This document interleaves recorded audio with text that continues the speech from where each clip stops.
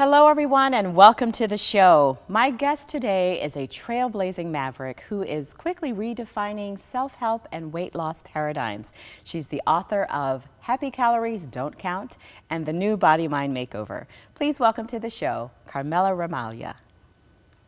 Thank you, Orgena. Hello, and thank you. So glad you're here. Yes. Love it, love it, love it. I love the title of your book, Happy Calories Don't Count. Oh, thank you. Now, I'm sure you've gotten quite a bit of flack about that, though, right? Some pushback, perhaps, around that title? I haven't really gotten any pushback. It's more like, oh, isn't that cute?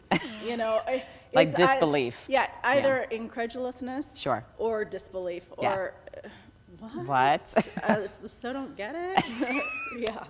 But it's actually incredibly based in science, right? And medically, the medical community is actually coming to really understand the truth of this. They are coming around. What's interesting is that I wrote the book from my experience. Yes. You already know. maybe. I feel like everyone knows I talk about my story so much. Aren't you tired of Not hearing our it? folks, not at all. That's why we have you here, because there are lots of folks who don't know this, your story and this truth. So. Yeah. I don't think my story is unique. I just happen to be an extreme case. Okay. So, All right. I was hospitalized several times for anorexia. I was suicidal at 200 pounds. But you don't need to have gone to those extremes to have pain and drama surrounding food and exercise. And when I have conversations with people, I often hear back, as I'm sure maybe you have experienced this yourself, of doing the work of a diet and exercise program, and eating the food you're supposed to eat, and stopping even though you're still hungry because you're only allowed this much on your diet. Right. Getting up and going to the gym for that workout, even though you're still sore from the last one, and you're not really sure you want to do that. You're doing the work, and you're not getting results. Right. And I think one of the things that happens is that then we think, what's wrong with us? And what you alluded to earlier about the medical community finally starting to come around. Yeah. Again, when I wrote the book, it was from my experience, and through teaching this, I've started to, read the studies, look at the research, and wouldn't you know it, 97% of all people who lose weight through a diet and exercise program regain the weight within 5 years. Yep. 60% in that first year alone. Wow. But this is the kicker. They didn't fall off the wagon. See, we have this belief that diet and exercise, by definition, get you results. And I think that what you eat is very important. Sure. I think moving your body is very important. Of course. But diet and exercise are not important like we've been taught. They're not the only components. They're not the only components. And more importantly, what I've found is that it's about your relationship to what you were eating, and your relationship to what you were doing for exercise, and your relationship to your body. That is a key component to be able to have a free and life-affirming experience, because we started all of this because we wanted to lose weight or tone up or do whatever because we thought it would make us happy, right? Sure. And so we started all of this so that we could be happy. But we're miserable in the process. Right, and we do all these things that just seem to make us feel miserable. And we're not getting the results, which compound it. Yes. So yeah. That's, it's kind of like, a bit comical, right? It's like, okay, I want to be happy, so I'm going to do these things that make me miserable so I can be happy. Right. You can't get, it's a contradiction in terms. It's a complete, it just will never, it doesn't will even never make work. sense on any level. So I love that the whole approach for you is around relationship with food. And I don't think most of us, I know for myself, I didn't for many years, think of my relationship with food. It was very much, I'm eating. I'm eating out of necessity. And then maybe along the way, because, the world has come around about things, we learned, okay, maybe we were eating because out of emotional needs. There was an emotional thing going on, emotionally eating. So we've learned some of those things, but I still don't think there's an understanding of relationship. So go a little bit more about how that really came up for you. Yeah, I'll address relationship and the emotional piece too. Yes. A lot of my clients, they've struggled with food and body image and weight and stuff. And I don't think you necessarily need to be defined or labeled as having had an eating disorder or not. Right. Because from my perspective, if your relationship with food and exercise and your body is affecting your life in a negative way, Yeah. it's something to look at. Sure. And Sure. you can get help with that. And Yeah. it doesn't mean that you're bad or you're wrong or whatever. But what I've noticed is this thing about emotional eating and, you know, and I just have to stop eating emotionally. And what is so interesting about that is that a lot of people, you've alluded to the shift in consciousness. We are becoming more aware that it's not just the diet and exercise piece. Sure. And so people are developing personal growth skills, self-help skills, and all of those tools, and trying to apply them to a balance sheet concept. And so what happens is that I found that it really doesn't matter how much personal growth you've gone through, how enlightened you become, how deeply your spiritual connection is to God, or any of that stuff, as long as you are still bound by the idea that your physical body is a result of what you eat and what you do for exercise, you stay trapped. And what I've learned is that when you get off what I call the diet and exercise teeter-totter, when you just give up that idea, and then all of the personal growth and the spirituality makes sense. All those things that you hear the gurus say about surrendering results and surrendering attachment to the outcome and all, it all makes sense in this context because your body has an understanding. And so when I help people get off the diet and exercise teeter-totter, and we talk about emotions, from my perspective, all eating is emotional eating because being hungry doesn't feel good. We're always eating to feel better because being hungry does not feel good. Right, you have hunger pains, Right. so you don't want to have the pain, so you eat. Exactly. And so the question isn't whether or not I'm eating emotionally, Right. which is, in that world, it's bad because those are extra calories against this balance sheet, the debits and credits, and you're not eating for physical hunger, and so these emotional outbursts of food are bad because it's going to cost you. So rather than thinking of Wow, does that feel lovely? I know. I mean, that's Yeah. this is the conversation that I want to have. We don't really recognize that we really hold these beliefs as sacred and true. Yeah, we do. But if we take a moment and pay attention to the conversations that we're having, even with just ourselves around food, or we open our ears to the conversations our friends are having around, especially among women, there's rationalizing, there's justifying, there's apologizing All for of it. eating. Shame. It's all our sorts of- God-given right to eat. to eat. And so And enjoy it. to eat and enjoy it. What an idea. And so what I've found is a more helpful question is not, am I eating for emotional reasons or not? Is it, am I eating to feel better? Or am I eating to try to not feel bad? We can never not feel. So it's not about good or bad. It's about feeling or not feeling. Ah, now that. And we can't not feel. Right. And so what happens is that this is eating a piece of wedding cake to celebrate someone's union, Right. eating holiday cookies or whatever to celebrate the joy of the season, all of that stuff contributes to your experience of life.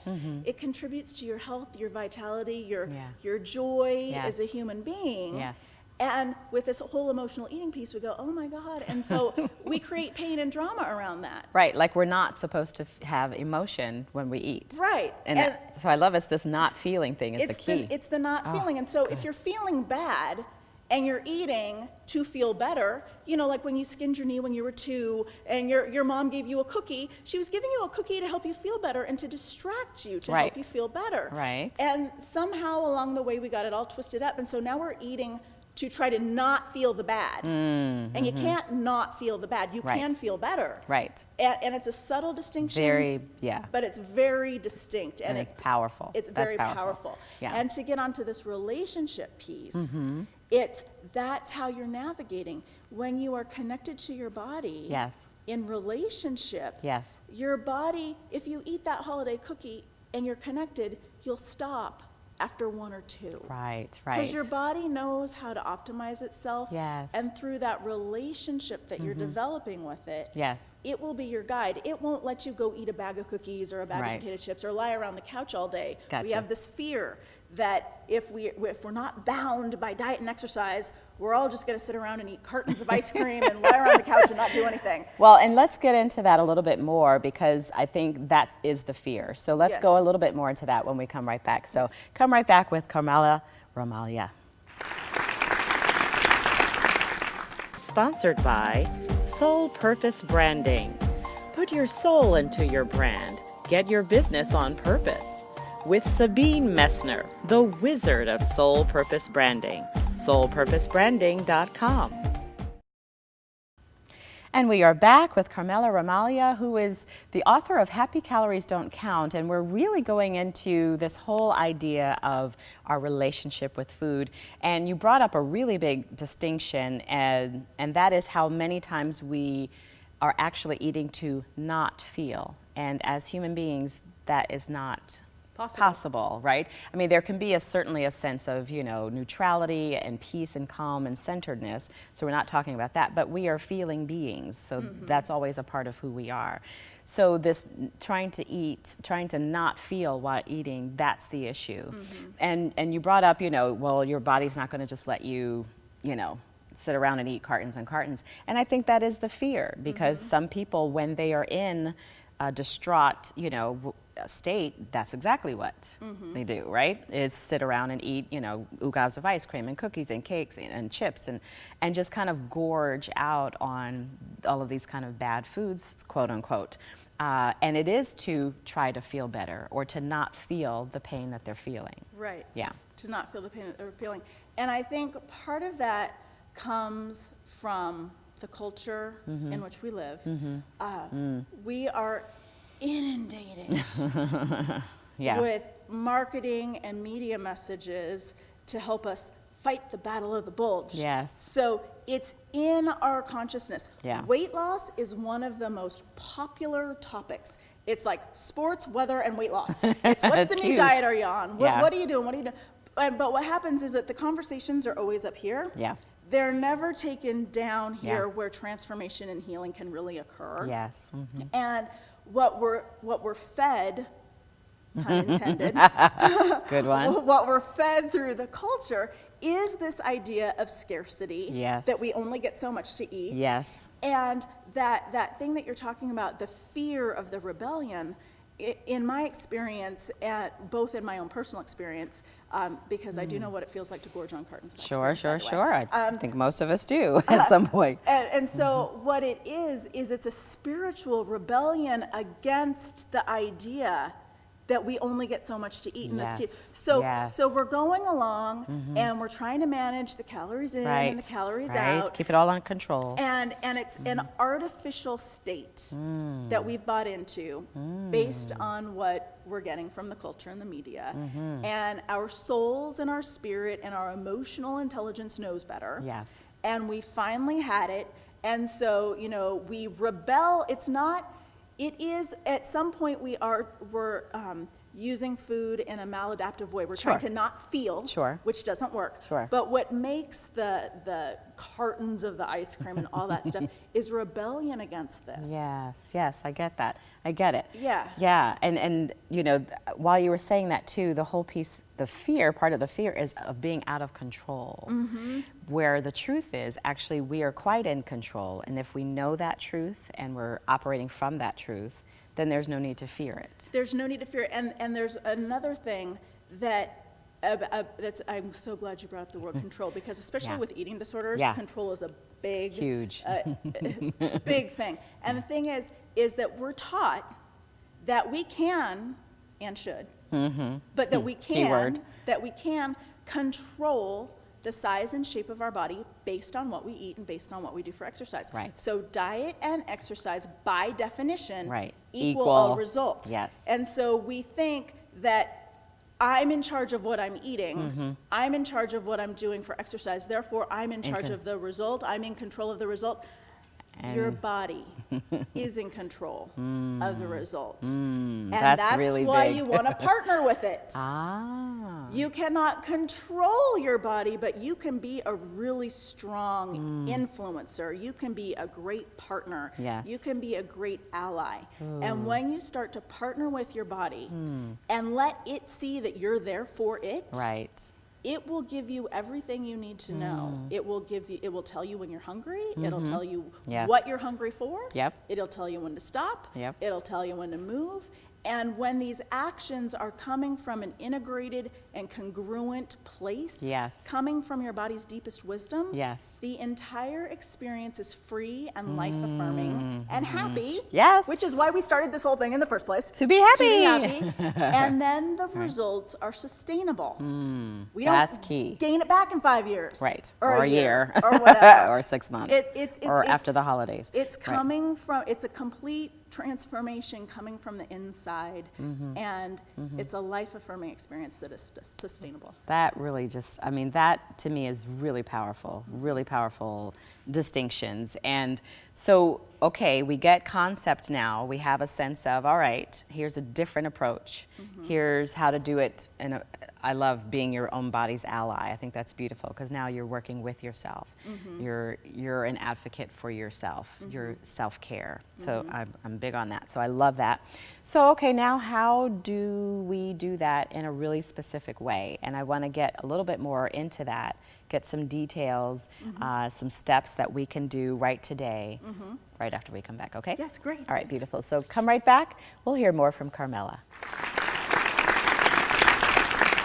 Sponsored by Soul Purpose Branding. Put your soul into your brand. Get your business on purpose. With Sabine Messner, the wizard of Soul Purpose Branding. soulpurposebranding.com. Welcome back, everyone. We are speaking with Carmela Ramaglia, the author of The New Body Mind Makeover, and she is really helping us to have a new relationship with food. And I really love what you are, sharing with us today. Just an incredibly different approach to how we are with food. Rejecting, so to speak, the what we have been fed, pun intended, by society, our culture around this kind of teeter-totter, as you call it, and really coming at it from a very different approach. So your new Body Mind Makeover, tell us about that. Well, that is the program that I have that has the specific steps and tools where really the rubber meets the road in terms of implementing the principles of the transformation that I experienced, that I outlined in my book, Happy Calories Don't Count. And I love the rest of that. Neither does unhappy exercise, right. People get hung up on the happy calories thing. And so it's like, really, if you look at the full title of the book, it's Happy Calories Don't Count. Right. Neither does unhappy exercise. Because we've got this idea that it's a diet and exercise, and it doesn't matter. My state of being is not important. It's like, as long as I do this diet, as long as I do this workout program, I'll get results. And the whole premise is that, no, your state of being is very important. And Absolutely. if you're not getting results, Yes. take a look at your relationship. Well, and it's back to that kind of, the math, so to speak, the energetic math. Ooh, new phrase, kind of like it. But I was just going to say, calories? They're energy. They're energy. They're not food. They're energy. Calories love are energy. That's it. And your body has no idea what a calorie is. Right. It's energy. Yeah. So where I was going was, because the energetic math would be, well, unhappy plus unhappy is supposed to equal happy. Yeah. No, really, if you even say that, like unhappy plus unhappy equals happy. Does that make sense? Of course not. But happy plus happy would equal happy. Right. And what's so funny is that I love it. when you say that, unhappy plus unhappy is supposed to equal happy, everyone here would agree. Is like, well, of course my God, not. that sounds so ridiculous. Right. But that's what we do.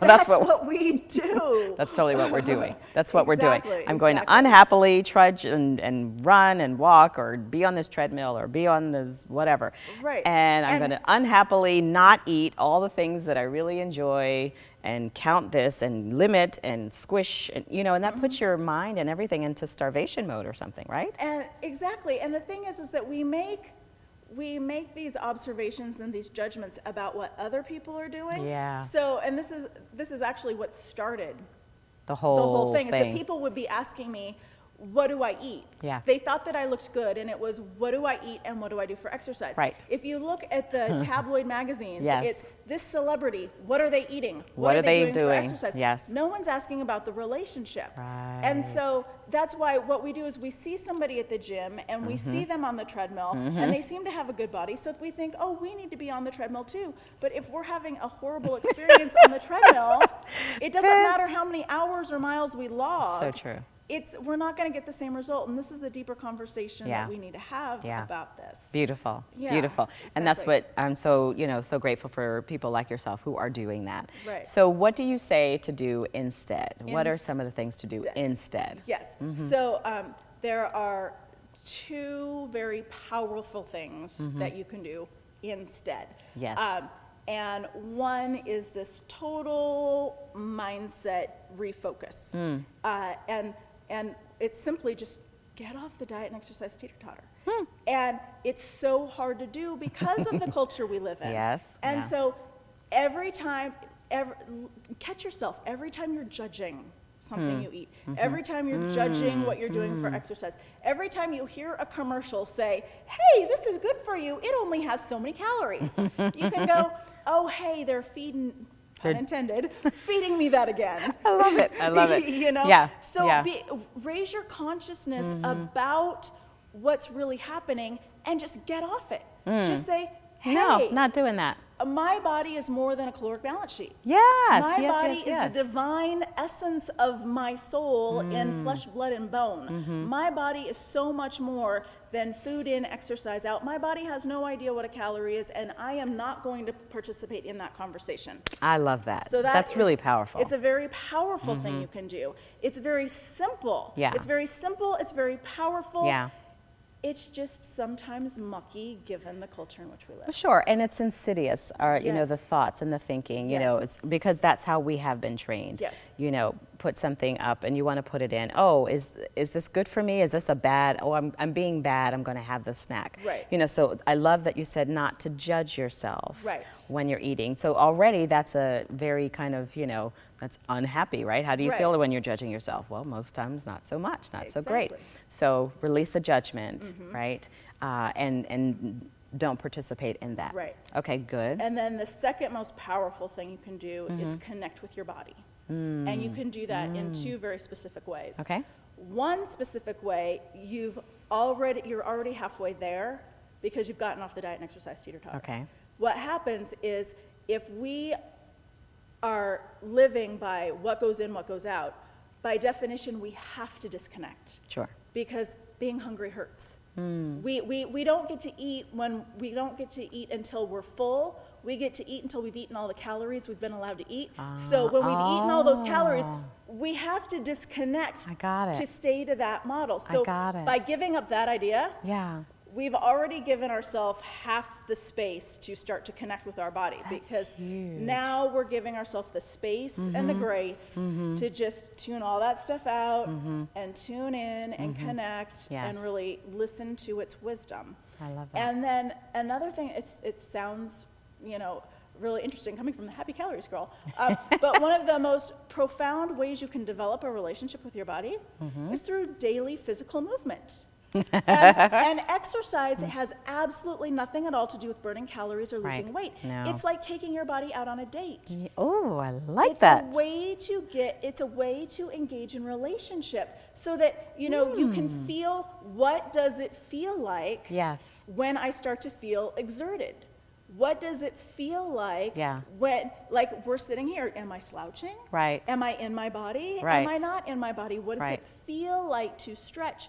When you start to feel what it feels like to be in your body, you are developing the emotional and mental relationship muscles Yes. to be able to hear what it's telling you and Love follow it. its guidance. Love it. Oh Yes. my gosh, that's yummy. It's yummy. Pun intended again. Yummy. Do you? I do. Your most magnificent you is called Yummy for short. I love that. I love it. That's perfect. That's perfect for you. That's perfect for what you do. Yes. But that's huge. I mean, that's really, really huge. But I so got it. I don't know. It's probably like I could do a light bulb over my head while you were saying that. You know, when you're in that old model, you have to disconnect from your body because it's not about what it feels or wants or needs or anything. It's about what this thing tells you you can or cannot have, Exactly. how much you can or cannot have. Right. It has nothing to do with your own body telling you what it needs Exactly. and what it doesn't need. So I love that. So you have to disconnect. So releasing that old model will help you now reconnect with your body because we all did when we were little. I remember, oh my gosh, there are pictures of me literally sitting at the dinner table late at night, falling asleep because I could not get up. I was not allowed to get up from the dinner table until my plate was clean. Yeah. And that whole training trained me for very much, later in my life I have to finish everything on this plate, even though I'm full, even though I don't like this, even though, for me, I really didn't like meat. Like, I didn't like seafood. It would make me sick. I didn't like cheese. I didn't like a lot of certain things, but I would make myself eat them because that's how I was taught.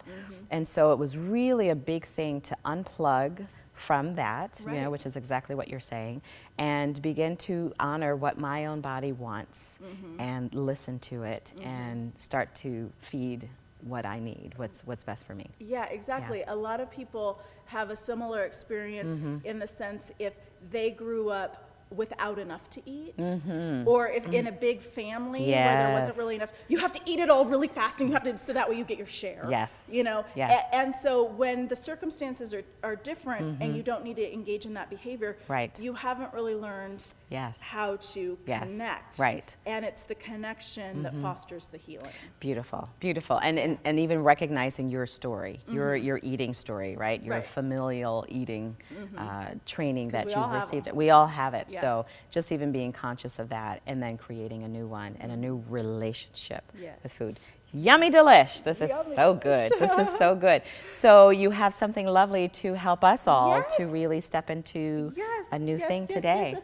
Everyone gets a PDF download of the book. Oh, that's awesome. That is so generous of you. Thank you so much. My guests will really, really love this. It's more about me than you'll ever really want to know. But it kind of shows you that this comes from my own struggle and my own pain and my way out of the pain. Yes, because you're an amazing actress. You've been in the industry, and that's something that plagues so many actors, female, who have to be thin for the camera and all of that kind of training. So many times there's so much pressure to, look like a twig, so to speak.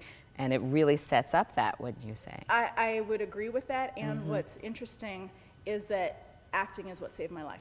And acting was the one thing that I wanted more than to be the skinniest one in the room. And going nice distinction.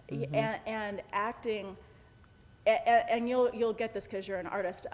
A lot of people, when I talk to them and I say I'm an actress, there's this idea out there that acting is fake. It's play acting. We're going to pretend it's acting. It's like, but when you get into it, when you're in the theater, when you're taking acting classes, if it were just fake and pretend, we would not be moved to tears in movies. Exactly. We would not have an Academy Award for Best Actor or Best Actress. Best Faker. Yeah, that's not what we give. We don't give Best Faker awards. It's learning how to be an authentic person. Learning how to be an authentic expression of these the circumstances are imaginary. Sure. That's what's fake. Or they're given. They're given. They're just to you. given They're circumstances. Given to you. Yeah. But you are embodying a real character, and to do service to that character, you're coming from a place of authenticity. Yeah. And with real emotions. That character has real feelings, real thoughts, real beliefs. I mean, it's a whole person. It's a being. And you're learning to be present. Yes, that's huge. And you're learning to work off your partner. And you're not thinking about the script 3 pages later. Right. You're thinking about what's happening right now. And that is another huge piece of this is don't worry about what you're going to have for dinner. Worry about what's happening right now. Don't Or worry don't about even what worry. you ate. Yeah, don't think about what you ate Yeah. yesterday. Yeah. What is happening right now. now? Yeah, actually enjoy, Yes. right? Be happy and enjoy what you are eating right now. Right. It's not to say not to plan, because Right. planning can certainly be helpful, but be in this moment with what you're eating And with your body. and with your body. Be with Love your it. body, and your body will tell you what and when and how much to eat. Totally will. Be with your body, and true. it'll tell you what and when and how much to exercise. Excellent. Yeah. Excellent. Thank you. Thank you. So much. Oh, this is so juicy. We could just go on for a Forever. good, yeah, really, because this is, I think, just powerful stuff, because, you know, I believe this is such an area that's really gets a lot of people stuck, stops a lot of people. It's why a lot of people won't be visible. You know, they won't step up and allow themselves to be seen because there's some shame or whatever around their bodies, around their size, because of what they have been fed. Right. And especially, I think that's even more true with the new thought leaders and the people who are really out there trying to change the consciousness of the world. Yeah. Because again, these are people that have likely done a lot of personal work, done a lot of personal development, done a lot of spiritual growth. Yes. And you'll never be fully healed as long as you try to take that back to a teeter-totter. Yeah. Get off the teeter-totter and Yeah. bring your body with you into To these other the new thought, the new- new areas Yeah. and the new realizations Yeah. and the new levels of consciousness. Yeah. And you'll be happy. And that's why we're so grateful, really, I mean, for people like you, because that is your beautiful gift that you are sharing, is to help us do exactly that. We're working on this area, we're working this area, and now you're helping us to make that shift with our food and with our bodies. Happy calories don't count. Neither does happy exercise. Love it. Carmela, thank you so much, Thank truly, you, for being with Orgena. us. Beautiful, beautiful. And thank you all for being with us today. We hope you will absolutely enjoy this great copy of Happy Calories Don't Count and connect with Carmela. We will have, of course, links to her, ways to connect with her, so that you can really make that shift with food, with your bodies, in your own life. Thank you all again. We'll be back.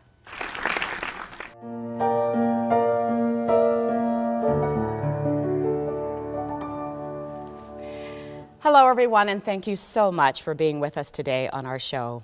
I really hope that there was something shared that really helps you shine your biggest and brightest light. Please stop by again, like us on Facebook, tweet us, all of those good things. And most importantly, please always remember, it's all about love.